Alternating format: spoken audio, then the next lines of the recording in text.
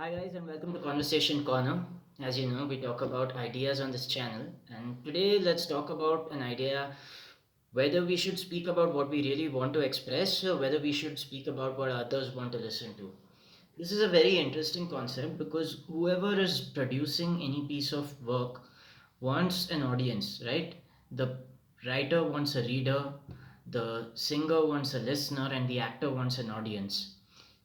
If the writer didn't have a reader, if the singer didn't have a listener, or if the actor didn't have an audience, that art would not bring so much joy because beauty needs a witness at the end of the day, right? So it's very important that we have an audience for the art or the content that we try and put out into this world. Now, given that we need an audience, we can come at this from two angles. We can either try and think about what the audience really wants and try and give that to them, or we can really think about what we want and try and give that to them. And sometimes it's a tug of war between these two desires that's always taking place, right? Do you want to really express what you are or what you think about from the depths of your heart, or do you want to try and think about what the audience wants and what you can give to them? And these are two viewpoints that are equally valid. Some people just want to give the audience what they want, and they will craft something accordingly and bring that to the marketplace of ideas. Now, the reason I am a bit biased towards just talking about what I want and bringing that to the marketplace is to preserve a certain level of originality. Let's say that you started deciding about, let's say you started let's say you started talking about something controversial. And the reason you started talking about something controversial is not that the topic itself interests you. You did that because that particular controversial topic can get you views. So you want to capitalize on a trend and you want to hop on the bandwagon, as they say. For the short term, I believe this can be quite powerful as a strategy for a lot of people, right? So currently, as we speak, as I record this video, there's a war going on in between Ukraine and Russia. So if someone were to speak about something that is trending right now, they will want to talk about this war between Ukraine and Russia. Even though geopolitics doesn't interest them the least, they'll try and talk about that simply to get views. Now, when something is so much in demand, there's a good chance that you will get some listeners just on the strength of that topic itself. There's a saying in English, right? A rising tide lifts all boats. So if you hopped on the bandwagon of what was popular, there's a good chance that you will get an audience for a short while. But what happens when that topic subsides and it's no longer in vogue?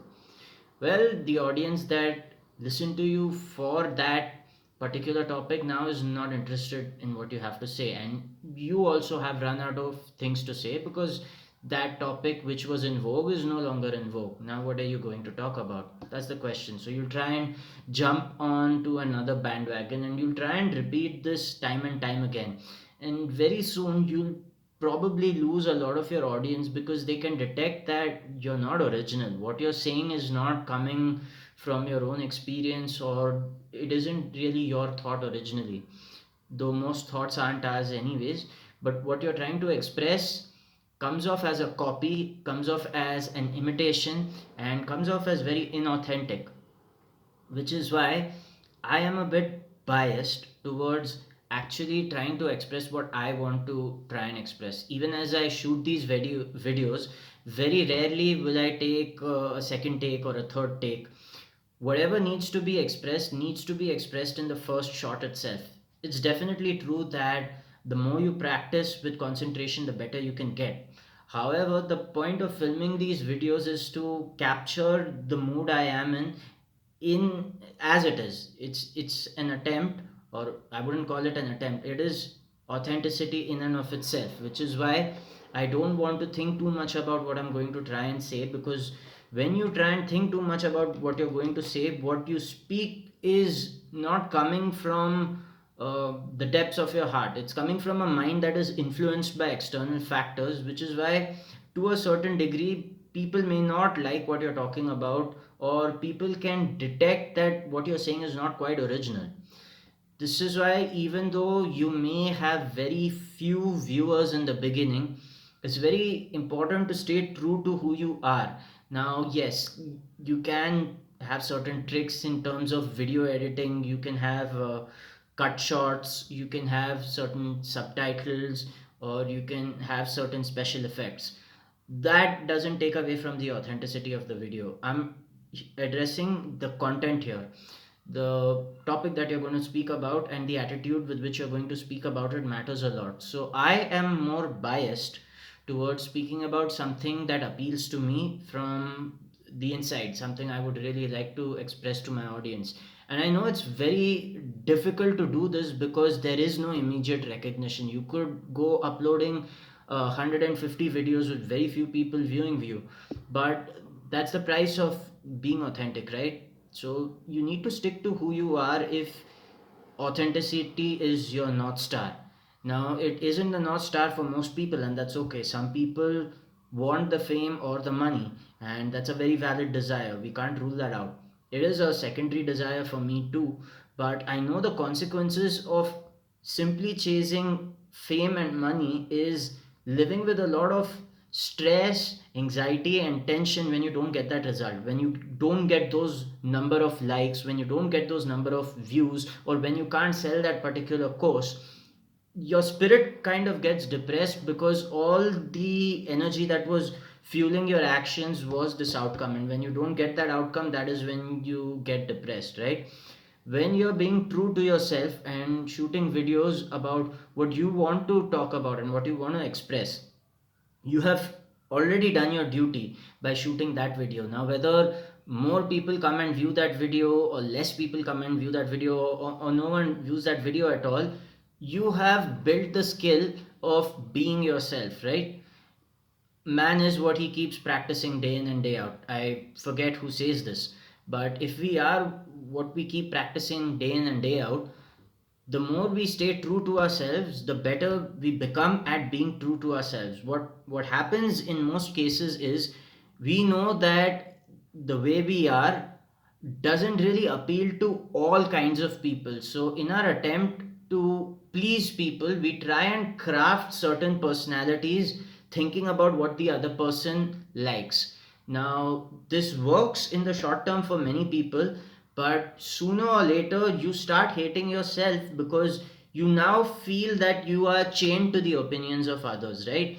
When subscribers, fame, and the course sales are the driving factors of the work you do, you will have to deal with what artists call selling your soul. And I don't know what the consequences of that can be, because these videos aren't being shot with that sole purpose. It is secondary, it is important, but if that is made the North Star, then putting out authentic work is going to become really difficult, which is why I would like my North Star to be about what I want to talk about and what people want to listen to. Now, if that's absolutely boring and no one wants to listen to me and tune out, that's fine too. Everyone has a freedom to listen to the content they choose to, and those who choose to stick to the content will choose to stick to your content because they like what you're saying, because they are attracted to the originality of what's being said. This is easier said than done, and currently I don't have the numbers to back me up, so you'll just have to take me on my word. But let's see, 100 or 200 or 300 videos from now, what the result of this philosophy could be. This would be a video worth watching should I reach that number in the future. Let's say if I ever get to 100,000, I would like all subscribers to view this video and remind them what you need to speak about is always better if it comes from the depths of your own heart. When you're not influenced by what is trending, what you speak is original, and the more you do that, the better you become at doing that. And the price you have to pay for being such a person is tolerating a large span of time without any external recognition.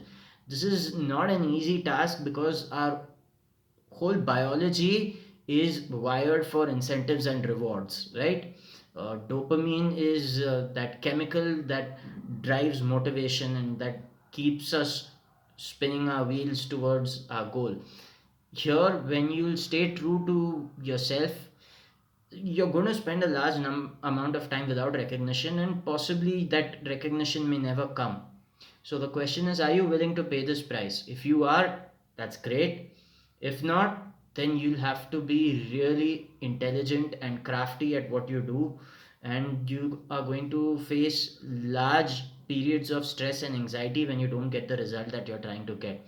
So make your decision wisely, because that's going to decide the attitude you have to the work that you do, and that is going to decide your state of being as and when you perform this work. So thanks for watching this video. I'll talk to you in the next video.